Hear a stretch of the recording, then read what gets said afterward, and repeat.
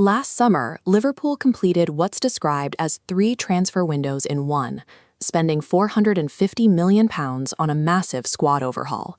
But that investment is already facing a major shock. Mohamed Salah has officially announced he is leaving the club, and he is doing so on a free transfer. To compound the frustration, the club followed this news by announcing a 3% ticket price hike over the next 3 years. It is a decision that has left supporters feeling the hierarchy is increasingly out of touch.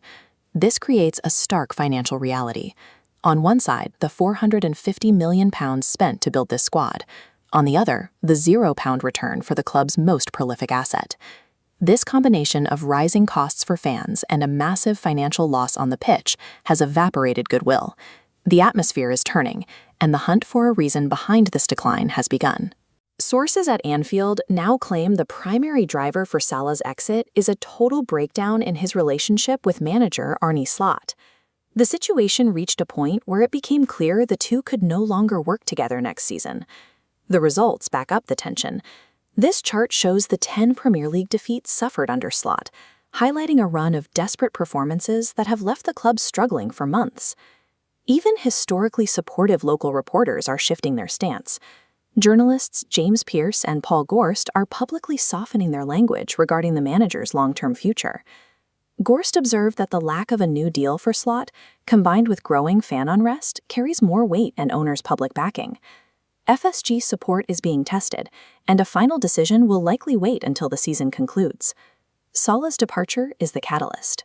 It has exposed a managerial rift that makes a decision on the manager's future this summer appear increasingly unavoidable. Despite last year's spending, the club is now claiming poverty.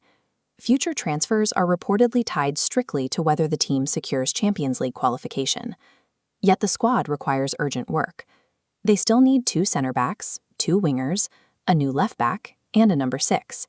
The list of requirements directly contradicts the claim that the coffers are empty. This internal pressure has led the club to look outward, focusing on the advantages given to their European rivals. Look at Paris Saint-Germain. The French league recently approved a request to postpone PSG's title-deciding match against Lens. This allows them a full week of rest before facing Liverpool, a luxury the Premier League does not provide. Fixating on external scheduling is a coping mechanism. It is an easier target than addressing a club currently paralyzed by its own internal financial anxieties. Replacing Salah on the right wing is the immediate priority.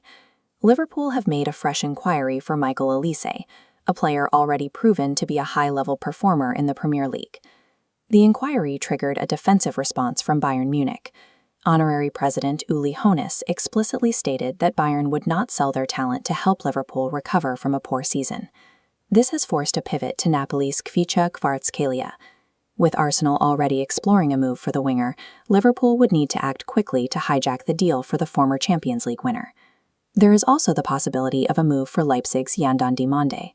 Crucially, when Monde originally signed for Leipzig, Jurgen Klopp reviewed the player's metrics and personally advised the club to complete the deal. Perhaps most surprising is the link to Everton winger Iliman Ndiaye. Liverpool are reportedly prepared to launch a bid for the rival player. While the chances of Everton selling their best player to their crosstown rivals are low, the move would cause an absolute meltdown in the blue half of the city. This multi-pronged hunt for a replacement suggests a club operating out of panic rather than a settled post-Salah strategy. Moving on from Salah likely requires a total tactical overhaul. This diagram shows a shift away from the 4-3-3 into a 4-2-2-2 formation. In this system, Alexander Isak and Ugo Ekitike are paired together up front, providing a completely different attacking profile.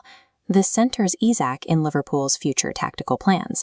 It rejects claims that he is seeking a move to Barcelona, framing him instead as the primary goalscorer for the season ahead. This leaves the board with a final choice. They either stick with Slot and risk heading into a toxic atmosphere next season, or they make the change now and bring in a candidate like Xabi Alonso for a clean slate. Failing to make a decisive move this summer guarantees the first dropped points of next season will ignite an atmosphere of intense toxicity at Anfield.